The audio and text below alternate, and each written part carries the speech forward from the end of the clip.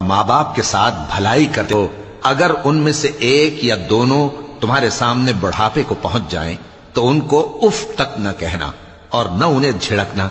اور ان سے بات ادب کے ساتھ کرنا، اور عجز و نیاز سے ان کے آگے جھکے رہو اور ان کے حق میں دعا کرو کہ اے پروردگار، جیسا انہوں نے مجھے بچپن میں شفقت سے پرورش کیا ہے تو بھی ان کے حال پر رحمت فرما، جو کچھ تمہارے دلوں میں ہے تمہارا پروردگار اس سے بخوبی واقف ہے،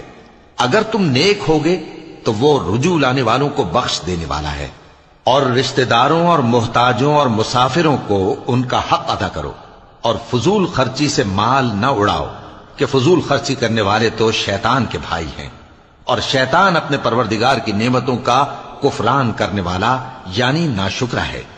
اور اگر تم اپنے پروردگار کی رحمت یعنی فراخ دستی کے انتظار میں جس کی تمہیں امید ہو ان مستحقین کی طرف توجہ نہ کر سکو تو ان سے نرمی سے بات کہہ دیا کرو،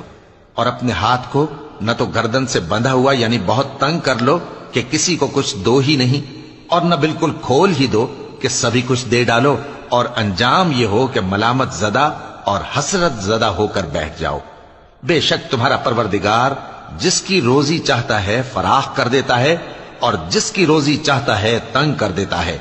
وہ اپنے بندوں سے خبردار ہے اور ان کو دیکھ رہا ہے۔ اور اپنی اولاد کو مفلسی کے خوف سے قتل نہ کرنا، کیونکہ ان کو اور تم کو ہم ہی رزق دیتے ہیں، کچھ شک نہیں کہ ان کا مار ڈالنا بڑا سخت گناہ ہے، اور زنا کے پاس بھی نہ جانا کہ وہ بے حیائی ہے اور بری راہ ہے، اور جس جاندار کا مارنا اللہ نے حرام کیا ہے اسے قتل نہ کرنا مگر جائز طور پر یعنی بفتوائے شریعت، اور جو شخص ظلم سے قتل کیا جائے ہم نے اس کے وارث کو اختیار دیا ہے کہ ظالم قاتل سے بدلہ لے، تو اس کو چاہیے کہ قتل کے قصاص میں زیادتی نہ کرے کہ وہ منصور و فتح یاب ہے، اور یتیم کے مال کے پاس بھی نہ پھٹکنا مگر ایسے طریق سے کہ بہت بہتر ہو، یہاں تک کہ وہ جوانی کو پہنچ جائے، اور عہد کو پورا کرو کہ عہد کے بارے میں ضرور پرسش ہوگی، اور جب کوئی چیز ناپ کر دینے لگو تو پیمانہ پورا بھرا کرو، اور جب تول کر دو تو ترازو سیدھی رکھ کر تولا کرو، یہ بہت اچھی بات اور انجام کے لحاظ سے بھی بہت بہتر ہے۔ اور اے بندے، جس چیز کا تجھے علم نہیں اس کے پیچھے نہ پڑ کہ کان اور آنکھ اور دل ان سب اعضاء کے بارے میں ضرور باز پرس ہوگی،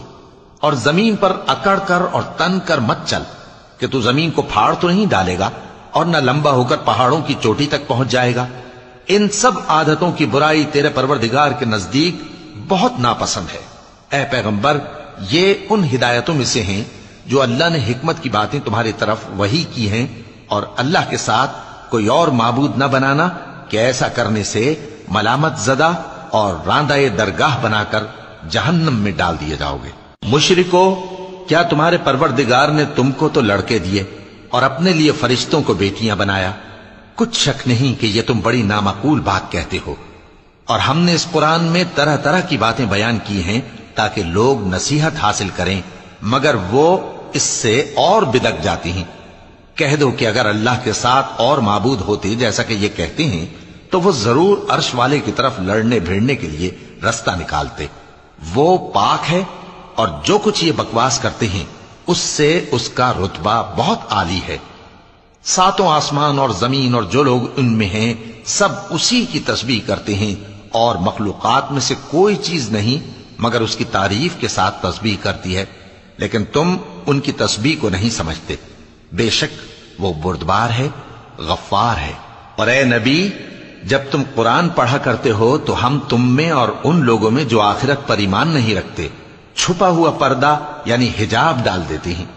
اور ان کے دلوں پر بھی پردے ڈال دیتے ہیں کہ اسے سمجھ نہ سکیں، اور ان کے کانوں میں ثقل پیدا کر دیتے ہیں۔